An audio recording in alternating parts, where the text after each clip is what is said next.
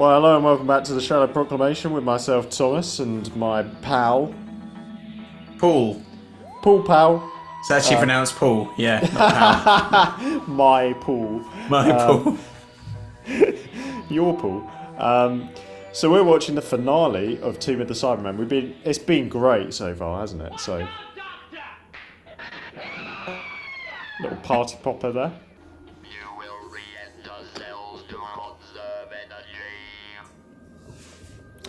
Oh, but they ripped the Kling film. Don't worry, there will be a solution to that. You may notice here that they're simply playing the same thing in reverse. So the Kling film can just seal itself up. At least I've always assumed that's what is happening. It's interesting to see the Cybermen here being sort of low on energy and needing to be sort of re-energized, revitalized. You don't get that sort of later on particularly. Certainly not in the modern era. They're just very self-sufficient. No sense that they're going to run out of juice or anything. Well, I suppose the battery life improves, doesn't it? Yeah. They want to put battery saver mode on. I shall let you be revitalized. Revitalized kind of sounds like you're going to go on a spa retreat and drink some spinach smoothies and stuff. Bit of kale. Yeah. Well, you can really see the light in its head there, can you? It's cool how the voice has changed.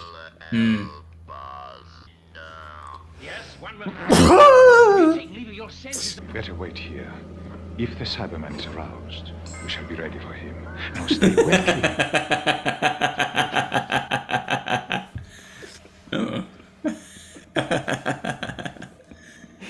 Wasn't expecting that. It's breaking all that tin foil. And polystyrene. Ooh. Wow. Some quite graphic deaths, isn't there? These smoking bodies seems to be a bit of a Doctor Who thing in the 60s. Yeah. By which I mean bodies emitting smoke. Oh, we both meant different things there. I meant like someone standing there smoking. Hey, look at this. Hey! I have got a feeling that might not be the actual cyber controller.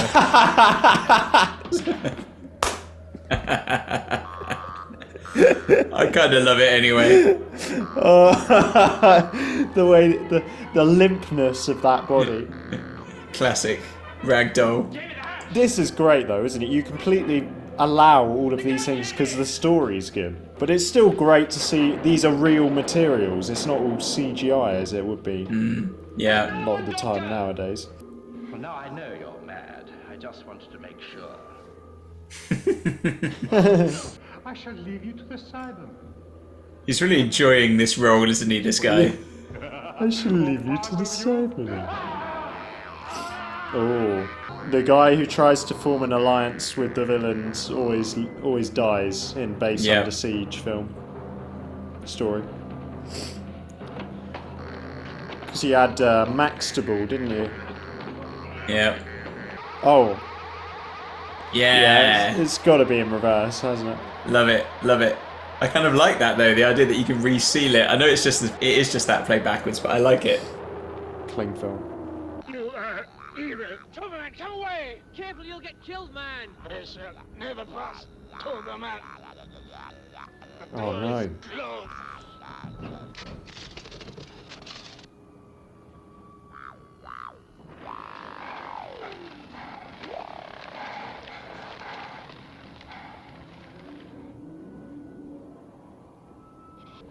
Goodbye, Doctor. Goodbye. I'm sorry it had to end. I know. I know.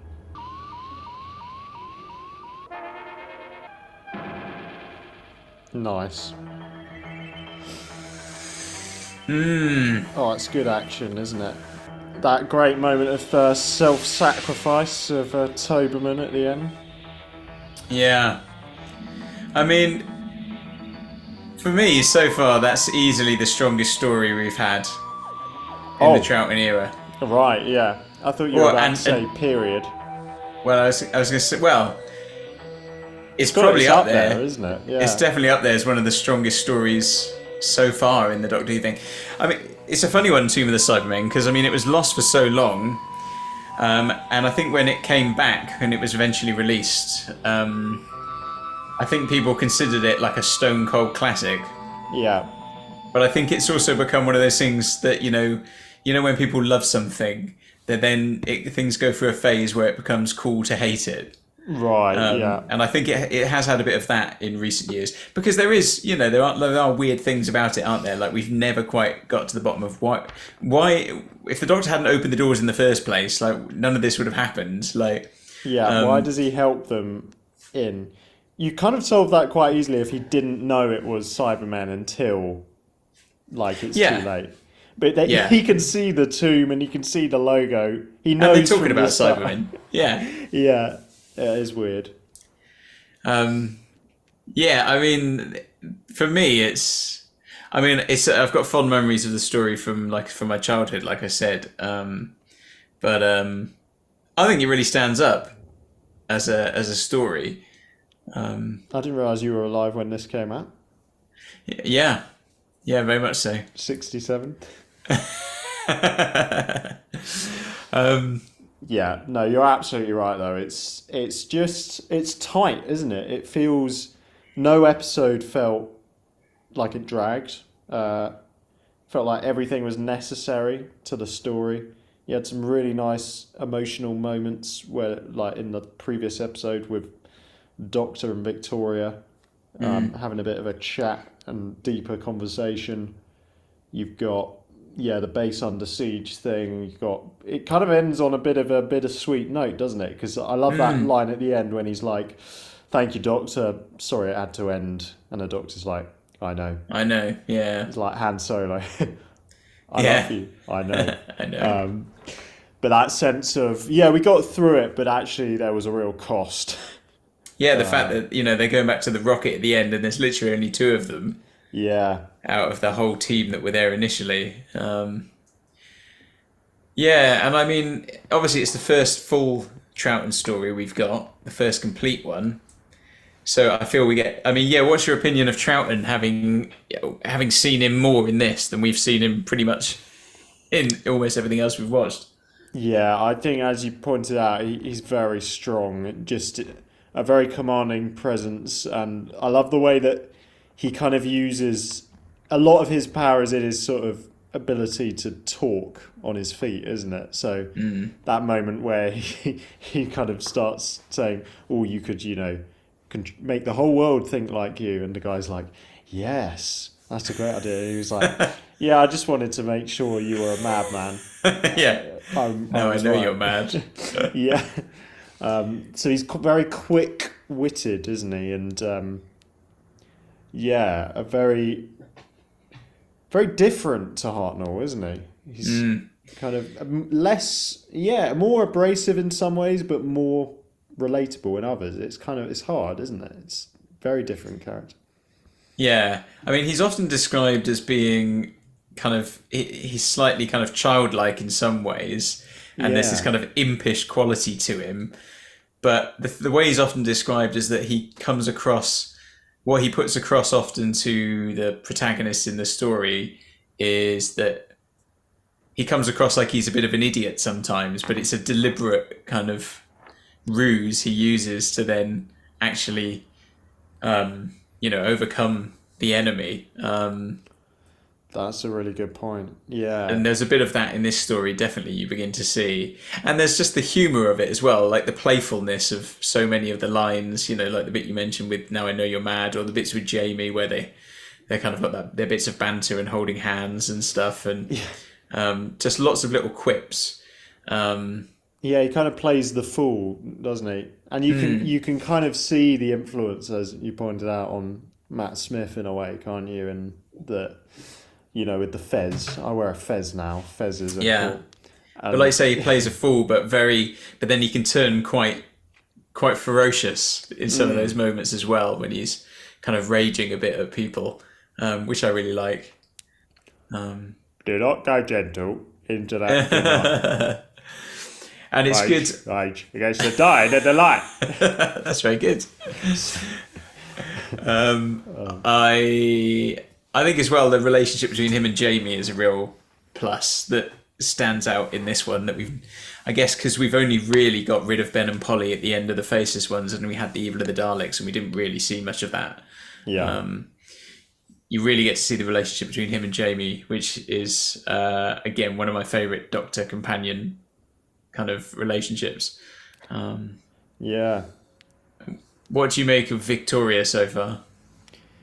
Yeah, I think as we said, I think the fact that she was given that really great scene, really well performed actually, where she talks about her father, that was good. As her role in this story, I guess she doesn't do a huge amount, but she doesn't strike me as a two-dimensional character in the way that maybe Susan was for quite a lot of her time. Yeah, I mean, that one scene, I suppose, gave her that bit more depth. For the rest of the time, she does sort of just kind of loiter, be the damsel in distress a little bit, and loiter. Yeah, she does shoot a Cyberman. Yeah, she does have her moments actually. I guess what strikes me is that when I was watching this as a kid, they all just seem like adults, but she's really kind of super young, isn't she? Yeah. Because if she's supposed to be Waterfield's daughter, and I mean, I'm not sure actually how old she is supposed to be, but she can't be more than a teenager. Yeah. In terms of the show, I mean, I'm not sure exactly how old she is in real life at this point, but she's still young, obviously, but she might be playing younger as well. That's interesting. Yeah. So she's quite childlike in some ways, isn't she, as well? Not in the Troughton way, but actually like a child. Yeah. So it feels like a good TARDIS combo at the moment, actually. Yeah, nice little group. Some variety. Yeah, and I was also thinking we've had 3 Cybermen stories now, haven't we? So the Cybermen are already established as quite a returning villain, aren't they? We've only really had the Daleks like that before. Yeah. Obviously, in the Hartnell era, we had, was it 4 Dalek stories? I think we had the Daleks, Dalek Invasion of Earth, Dalek Master Plan, and the Chase. Yeah. Is that right? And there was Mission to the Unknown, but that's kind of part of the Master Plan, isn't it? And then, of course, 2 Dalek stories in the Troughton first season alone. Yeah, and the Cybermen have only been going since Series 4, haven't they?